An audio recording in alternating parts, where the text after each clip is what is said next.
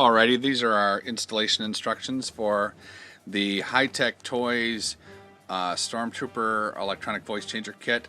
This is their lowest end kit. It's about $30. It's on eBay.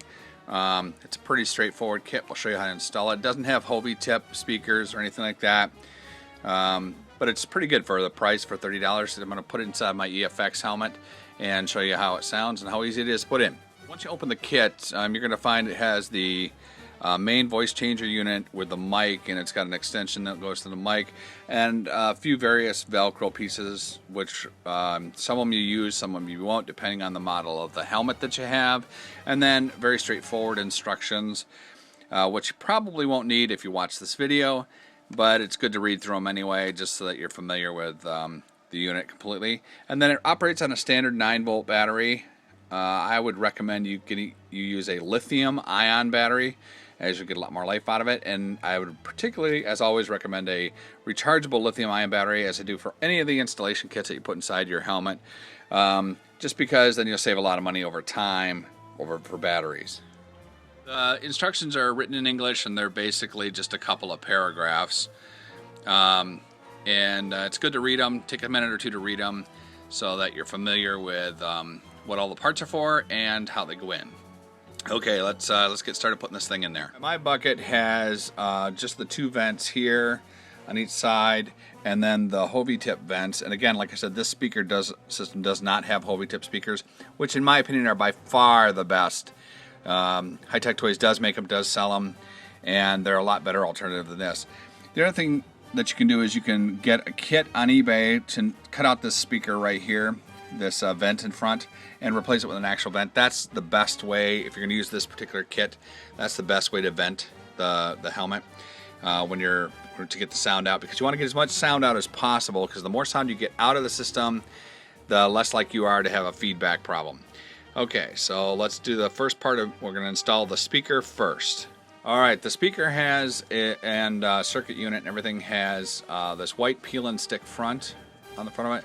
We're going to peel that off, and we're going to stick it on our speakers, and to get it as close to our speakers as we possibly can, or close to our vents as we possibly can, to get as much sound out of the helmet as possible.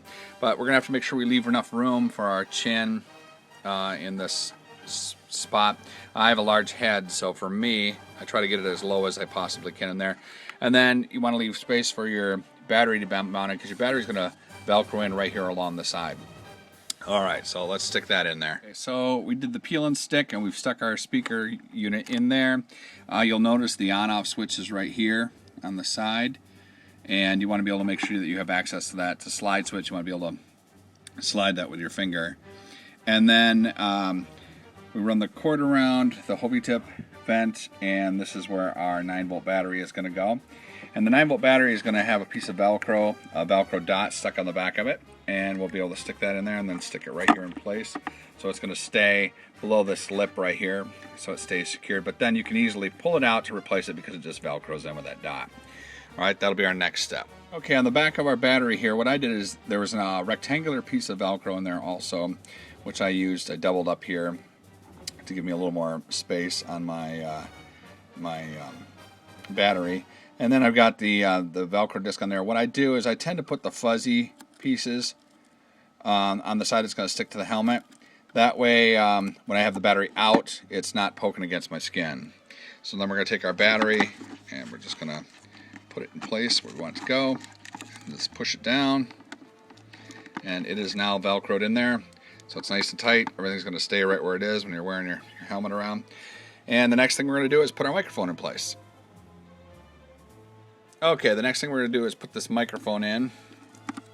And I have stuck the black Velcro dot on the back of the microphone. And we're just going to put the microphone right there where my mouth is going to be in the helmet.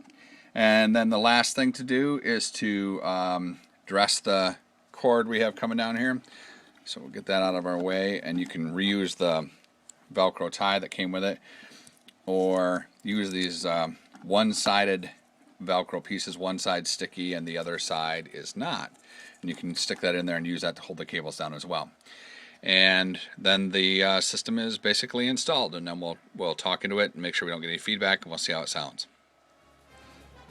Okay, so the next step is to turn the unit on and put the helmet on and see if we get any feedback. If we do get feedback, we're going to have to adjust the placement of the microphone or the speaker to make sure that they can't feed back into each other. Feedback is created when the microphone picks up sound from the speaker. It goes from the microphone out of the speaker, back into the microphone, back into this out of the speaker, and it creates a cycle. And that cyclic loop is what creates the feedback. So you want to adjust the placement of each one. There's no volume control in this particular system, so you want to adjust the placement so that they can't feed back into each other. The other thing you can do, of course, is put a piece of foam or a piece of felt over the speaker to help eliminate sound coming back in if you run into that. But for the most part, it's not really that big of a problem. Okay, so then we're going to turn it on here and see what it sounds like. So this is basically what the unit sounds like. How long have you had these droids? These are not the droids we're looking for. Move along, move along. So that's basically the installation of the HyTechToyz voice changer unit. Hope you enjoy your kit, and may the force be with you.